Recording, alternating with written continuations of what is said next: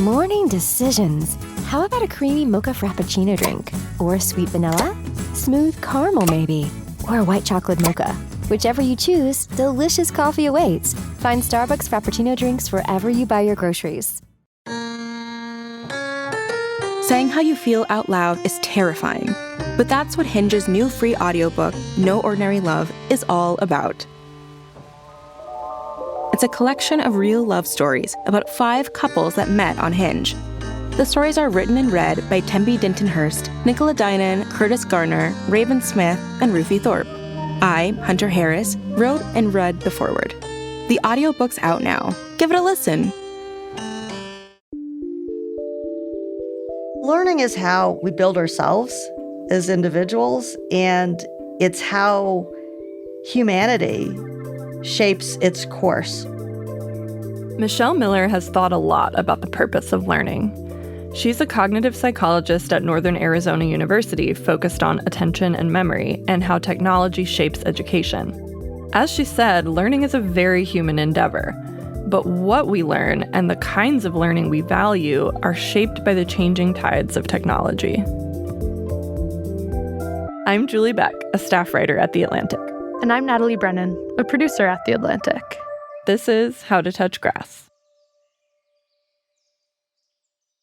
Julie, that sentiment that what we learn changes with the tides of technology feels really relevant to a change I've noticed in the last decade. I think of coding and how big of a push that was when I was in college to learn to code or you'll be left behind. Oh, yeah. But just a few years later, now my coder friends are really worried about job security, and the thing we're being pressed to learn is learning how to correctly prompt AI so that it can code.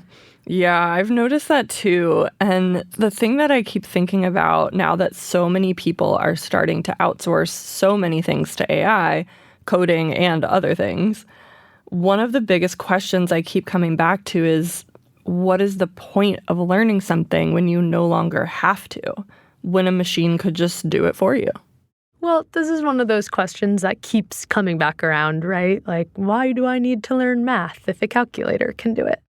And yet, generations of children continue to learn math. So we've come to some consensus, right, that there's still value to learning long division, even if you don't end up using it much as an adult. But the question feels especially relevant right now because the kind of things that technology is currently threatening to replace are more wide-ranging and complex than just arithmetic.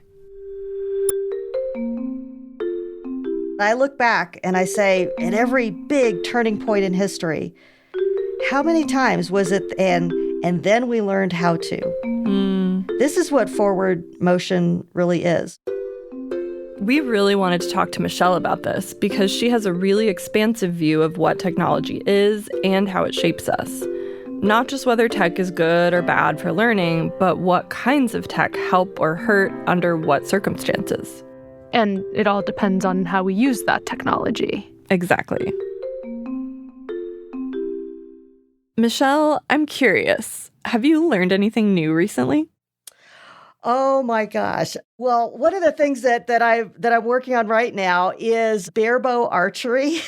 Really low tech, think really traditional wooden bow and so on. And I have a coach and I share my archery range with a lot of individuals who are doing more of the actual hunting type of archery with the big compound bows. So that's not me.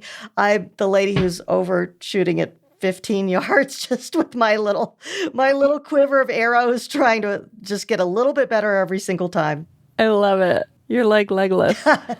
I was going to ask if technology was involved in anything that you had learned recently, but I guess a bow is technology of a very ancient sort.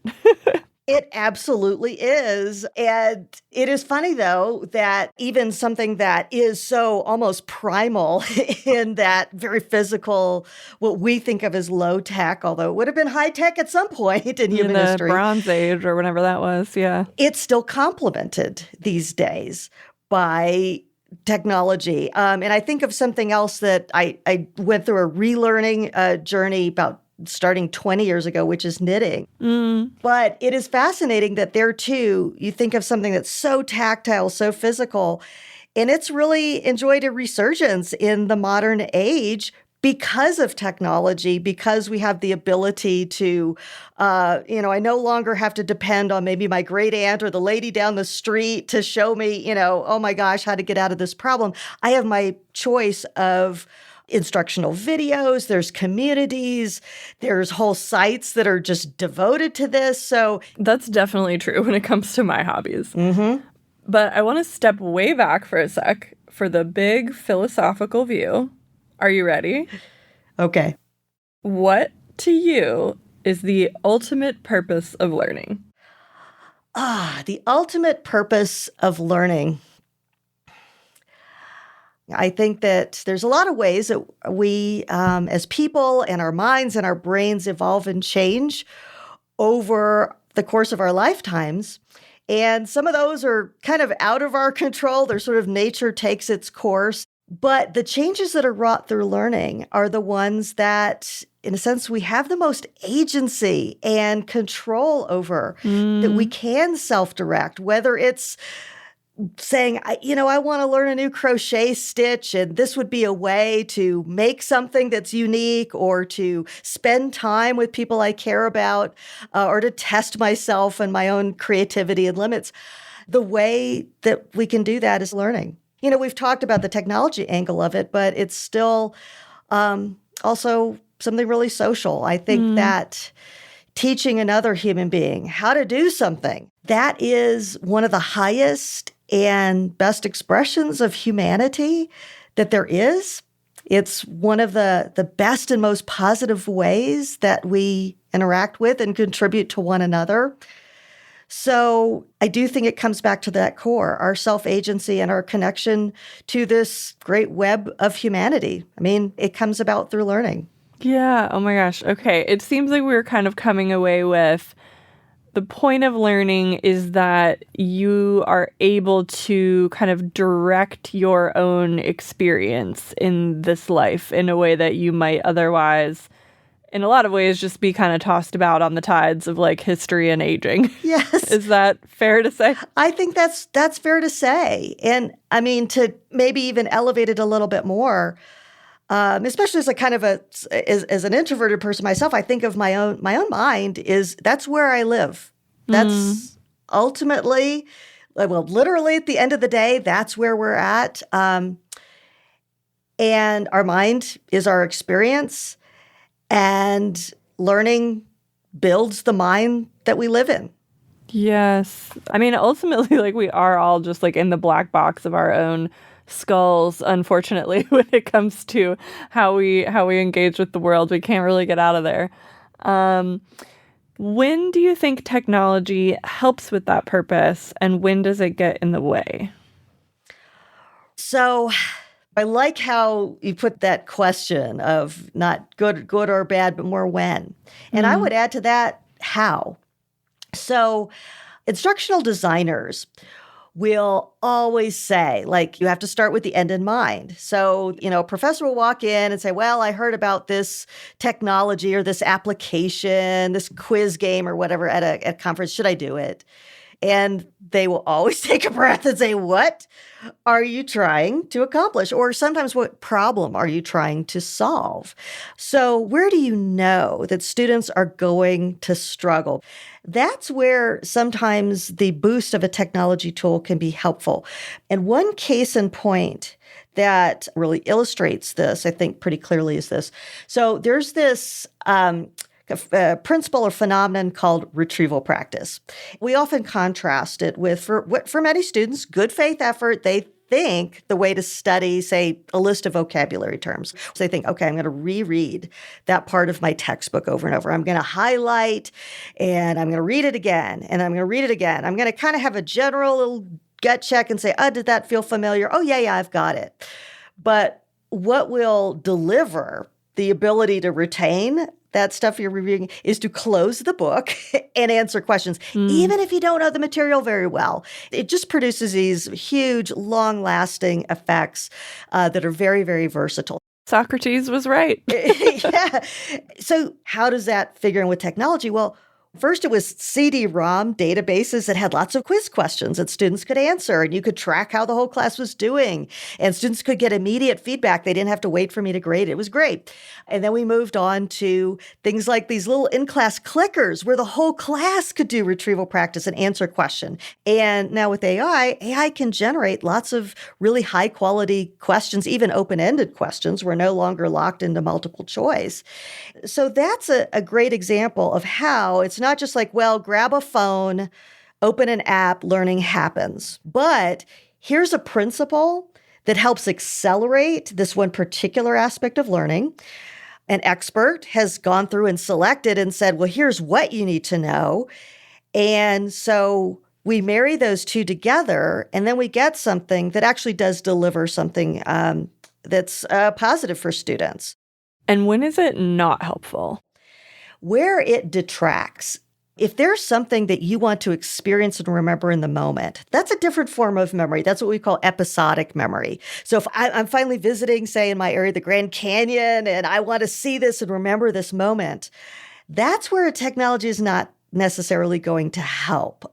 Even things like, it's very ironic. We take pictures, to remember an experience, but there's research showing that we remember less from an experience when we're walking around taking pictures of it.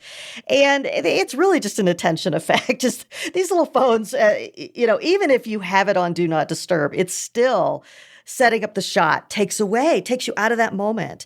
Right. So when that is the concern, technology is not your friend. That's so interesting. As you were saying that, I was thinking about, people, whenever you go to a concert these days, right? Like everybody just has their phone up and they're recording the video of their favorite song or they're taking a picture. And I hadn't thought about it as learning, but I guess in a way it's sort of like your memory of your life is like learning the story of your life. So maybe you are not retaining that concert so much. Perfect example. Yeah, we don't have different, pieces of the brain or parts of the memory that are like, okay, here's learning. Here's like serious learning. And here's like all the other stuff. Mm-hmm. Learning is just everything. Learning is an experience.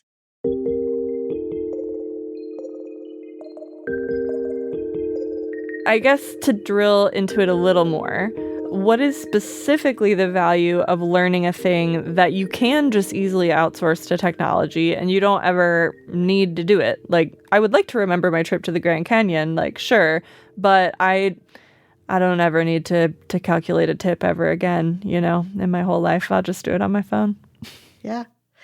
And I mean, if that's really the case, then I say, have at it. Pull out the phone. But is there still, I don't know, whether it's like philosophical, spiritual, cognitive value of learning a thing that you don't have to learn? Like, for instance, learning a foreign language when you can just translate it with AI, or learning how to code when, from all reports, it seems like AI is kind of taking over that industry. Is there still value to learning those things regardless of that progress? Yeah. And as I'm kind of I think of myself kind of standing at the bottom of a mountain of, I want to become expert in. And let's take, for example, I want to be an expert in fashion design. Where does that step start? It starts with really getting into the nuts and the bolts of the construction of what you're doing. So maybe if that's my goal, I want to learn how to knit a sweater from hand or sew a pair of pants. And even as an expert fashion designer, how many times am I going to just sit down and sew a garment for a client or just knit something by hand? Probably send it to the factory, right? Yeah, you send it to the factory. But to really understand, how does fabric behave?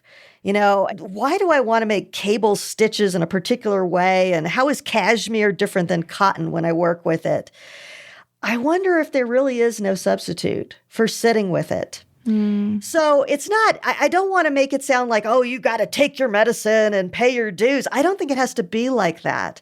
I think it's more in the spirit of exploration and the spirit of actually physically seeing, how do the building blocks that I'm going to work with from here on out, how do those behave?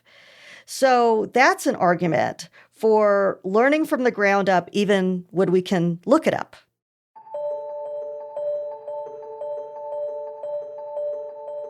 Okay, this is going to sound very stupid, but why is or how is AI different than a calculator? Okay, AI and calculator. Oh my gosh, talk about a little conversational football that we've been throwing back and forth in my field right now. I mean, at its core, it does offer a few ways to do things that were time consuming and maybe even sometimes do them more accurately. Well, that's where a calculator perhaps is even better than AI in that way. Calculators don't hallucinate. They are one-trick ponies, but boy, they do that trick really, really well. So that's one perhaps smaller difference. But AI is not like a calculator in that it can mimic authentic human communication in, say, contemporary higher education. You hear horror stories of students who are like, you ask them a icebreaker question like, what's your favorite movie? And they have AI pick a favorite movie and fill that out. And you're just going, oh, why? And here I am on the other end pouring my heart and soul and not AI into this course. And who's even on the other end? So I think it raises more questions about what's kind of the contract between professor and teacher and student. Yeah.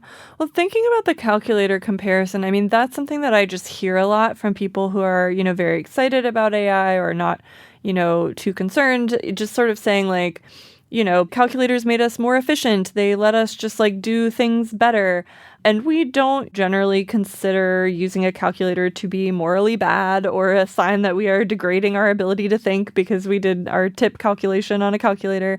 But does the AI fall into that similar category to you where it's like, this is just progress, we can outsource stuff we don't need to do, or is something about it like inherently different?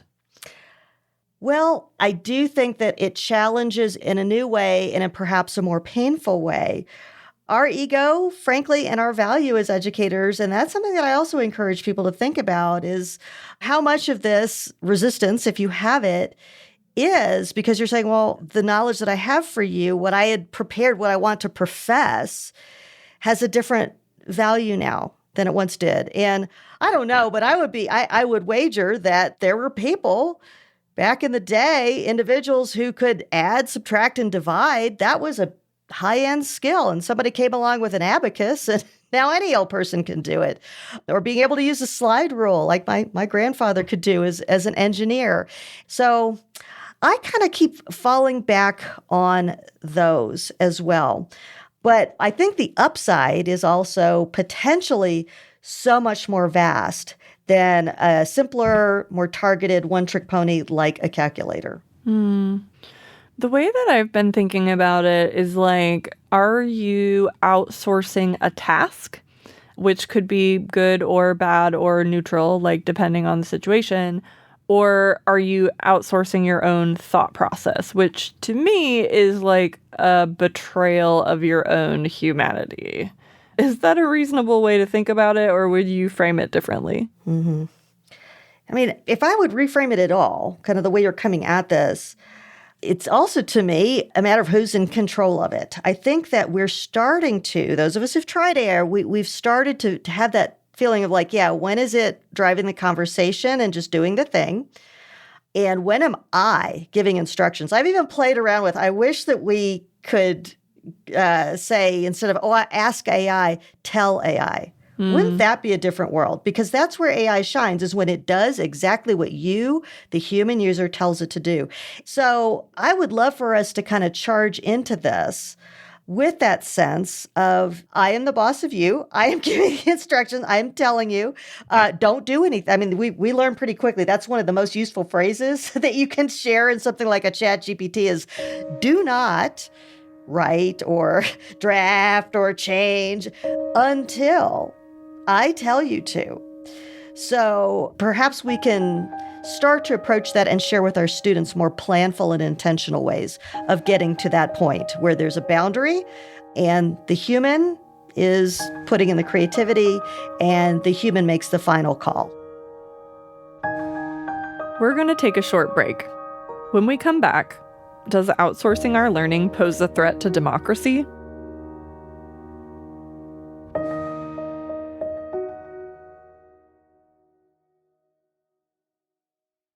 tomorrow morning is knocking. Stock your fridge now. How about a creamy mocha frappuccino drink? Or a sweet vanilla? Smooth caramel, maybe? Or a white chocolate mocha? Whichever you choose, delicious coffee awaits. Find Starbucks Frappuccino drinks wherever you buy your groceries. I didn't like what you said, Odin pauses, about the future. This is the love story of real Hinge couple Odin and Edward, written and read by me, Curtis Garner. Listen to the free audiobook now.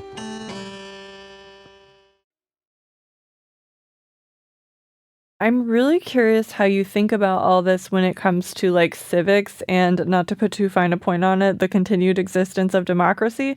Just because, if people start to abandon learning, or maybe less extreme, abandon control over their own learning, like you were saying, what might we lose, or what might happen on the sort of level of like society and democracy? Oh my gosh. That is a really big challenge. And it means that when we go around and say, well, our fellow citizens should just, develop critical thinking, I, as an educator, go, okay, yes, they should. And oh my gosh, that's hard. And like critical thinking for what? Yes, critical thinking for what? And it's simply hard. I sometimes say that critical thinking is like learning to walk on your hands, or any kind of formal reasoning. We can do it if we're motivated to do it. Nobody does it as a default. Nobody comes in and says, oh, here's something in my feed that says, lemon juice will cure every disease I know, and I should just drink lemon juice. I think we've all seen those posts that go by. Yeah, the like terrible ads at the bottom of articles. One mom discovered the secret to anti-aging. Yeah, discovered the secret to anti-aging. You need to think critically about that. But you need something on the order of 6 weeks, a whole semester, or more to really produce measurable gains. So we do not need to fear that the presence of AI is going to wipe out critical thinking. In fact, though, we do need new critical thinking skills. There's even research on visual critical thinking, which all of a sudden we need to know. Like, how do you look at a photograph and get some immediate red flags of, is this AI generated or not? Oh, yeah, that stresses me out. It stresses us all out. So we need it. And this is the time for us to speak up and say, what are the ways that we can use our technology to develop critical thinking skills? And how can we challenge ourselves to resist those biases that are at the center of a lot of critical thinking? So things like, don't just cherry pick what you agree with or feels good on a gut level. Don't just go with anecdotes. Be sure you understand correlation versus causation. All of those things are incredibly important.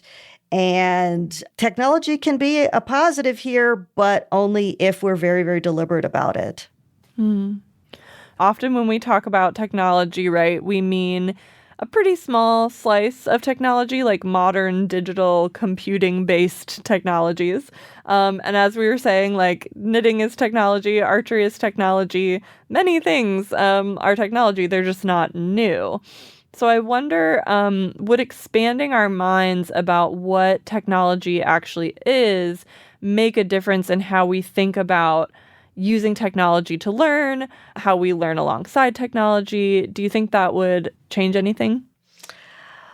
Well, I think yes, in the sense, especially in the sense if we talk about our relationship to it. And we sometimes do speak about it like something that came from outer space and was just sort of imposed on us. Mm-hmm. And we have to remind ourselves, technology, whether it is a knitting needle or it's a social media or a chatbot, is something that at least collectively we human beings created because it did something that we very much wanted.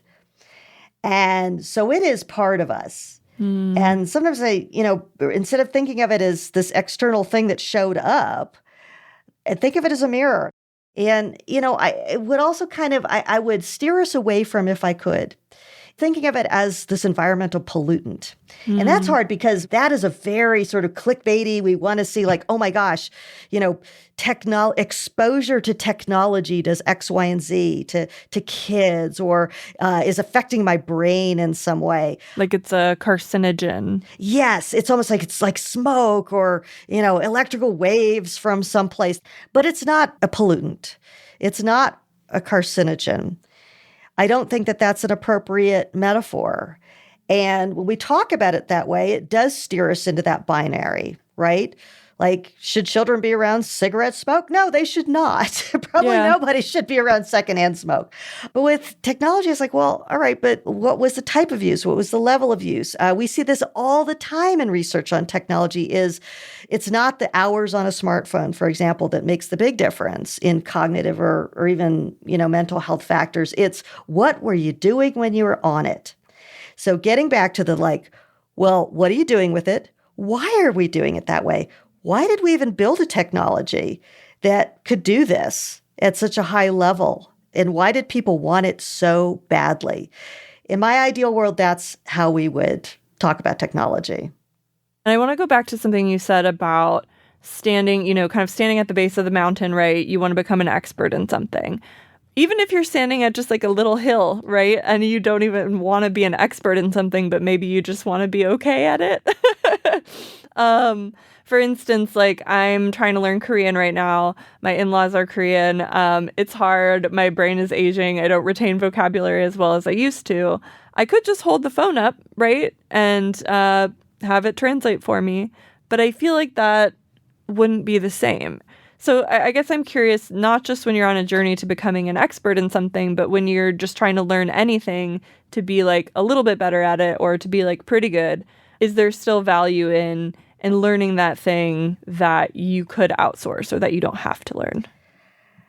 Languages, as always, they're kind of their own special category, right? And the thing with spoken languages, they're real time. The substantial amount of time and energy. I mean, there's always opportunity cost, right? Especially in learning a language. I can think of nothing else where it's like, if you're going to, it's not going to be a hill. It's going to be a mountain, and you're going to need to climb and climb and climb. And there's a lot of things you're going to have to let go that you can't learn and you can't do if you choose that one. But that's up to you. And you've got this clear picture of here's where I'm going to be on the other side. I am going to be able to speak in my own voice with no delay, with no weird barrier in between us to these people who I love and care about. And that feeling, too, you're probably experiencing that. And I think this is common to lots of things that are difficult to learn. Barebow archery, I mean, when you hit that bullseye, wow, you feel it. And when you have the words coming out of your own mouth and your own brain, that feels really, really good. I mean, that's your brain's reward systems kicking in. Our reward systems don't just kick in over, sugar and doom scrolling. They kick in when we get it right. And that's your opportunity to get it right. Yeah, that's so true. And going back to the building the brain you want to live in, right? Like you said, I mean, people will always say, and I find this to be true, that if you think in a different language, like you do think differently. Like you are almost a slightly different person in a different language when you embody a different language than in your native language. And so if you outsource that, then you maybe lose that opportunity to find out who you are in Korean, to find out who you are in French or whatever it may be. Yes.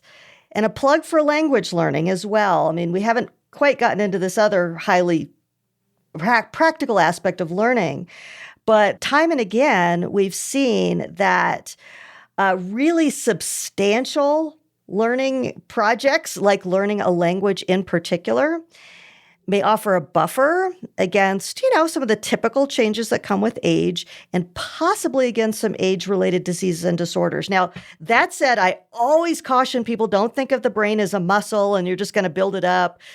But when it comes to something like actually jumping in and learning Korean, I mean, you're physically building whole new structures in your brain, and that can actually help. So we could see some real improvements if we did make even greater, if we did invest even more as a society in serious lifelong learning.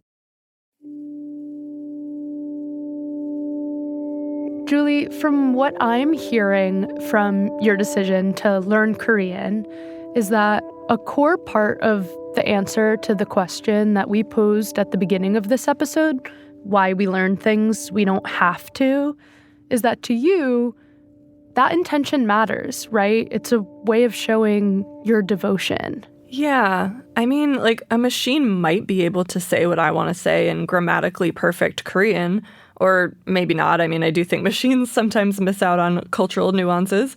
But regardless, I have to imagine it means more to people hearing me try and make mistakes and make that effort to connect. Right. Like, trying is the meaningful part. Yeah. You know, there's this quote from the writer Oliver Berkman that I really like. And he wrote, "It isn't really the thought that counts, but the effort, which is to say the inconvenience. When you render the process more convenient, you drain it of its meaning." Yeah, like that feels like the point of learning to me. Learning is a way to engage more deeply, whether that's engaging with a relationship, engaging with the world around you, or engaging with your own mind, like Miller said, building the brain you want to live in. Whatever you're learning is a way to invest care. Yes, totally. And that really brings me back to the question, right, of what is the connection between learning and democracy or between learning and being a good citizen? And I think it's that. Like, do you care enough to engage or don't you?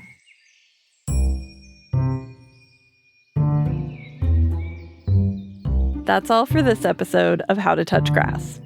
This episode was hosted by me, Julie Beck, and co-hosted and produced by Natalie Brennan with production help from Elena Schwartz. Our editors are Claudina Bade and Jocelyn Frank. Fact-checked by Gisela Salim Pyre. Our engineer is Rob Smirsiak. Rob also composed some of the music for this show.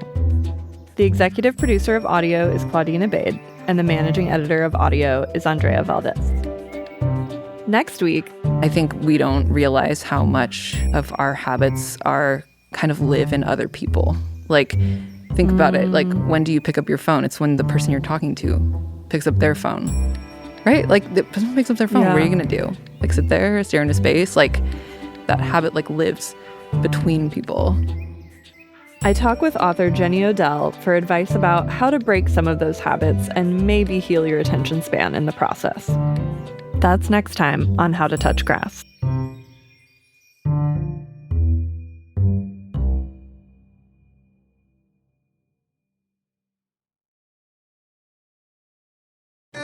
I want to date with rules, Carty says. Rules? Rucker asks. This is the love story of real Hinge couple Carty and Rucker. Written and read by me, Nicola Dinan. Listen to the free audiobook now.